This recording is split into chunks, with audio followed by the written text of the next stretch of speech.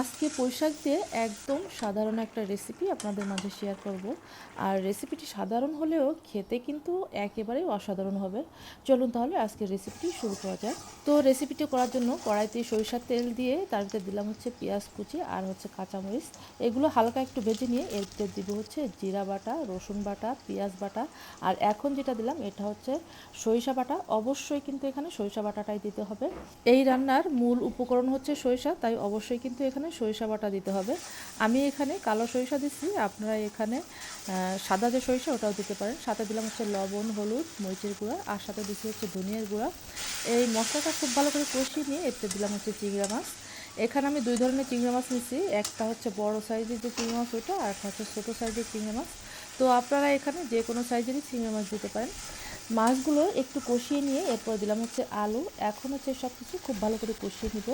আর এসব কিছু যখন খুব ভালো করে কষিয়ে নেওয়া হয়ে যাবে তখন দিব হচ্ছে পুঁইশাক। পুঁইশাকগুলো দিয়ে ঢাকনা লাগিয়ে এটা সিদ্ধ করে নিব। আর এর ভিতরে পানি দেওয়ার কোনো দরকার হবে না, যেহেতু শাকের থেকেই পানি বের হয়। আর এটা একেবারে ঝোলঝোলও করবো না, যার কারণে এখানে পানি দেওয়ার কোনো দরকার হবে না। সরিষা বাটা দিয়ে যদি এই পুঁইশাক রান্না করা হয় তাহলে এটা খেতে যে কতটা মজার লাগে। শুধু সরিষা বাটা দিয়েও এই পুঁইশাকটা রান্না করা যায়, এর ভিতরে মাছ দেওয়ার কোনো দরকার হয় না। তো আমি এখানে মাছটাই ব্যবহার করছি, যেহেতু আমার কাছে চিংড়ি মাছ দিয়ে পুঁইশাকটা খেতে বেশি ভালো লাগে। তবে আপনাদের কাছে যদি চিংড়ি মাছ না থাকে বাদ দিয়ে দেবেন, কোনো সমস্যা নাই। শুধু সরিষা বাটা দিয়েও এই শাকটা রান্না করে খেতে অনেক বেশি মজার হয়। কিন্তু খুব বেশি ঝোল রাখবেন না, একটু গা মাহা করে রাখবেন, এতে করে এই শাকটা খেতে অনেক বেশি ভালো হবে। আমার পুঁইশাকটা রান্না করে নেওয়া হয়েছে, দেখুন এটা কিন্তু খেতে অসম্ভব মজার। অবশ্যই কিন্তু আপনারা এভাবেই ট্রাই করবেন।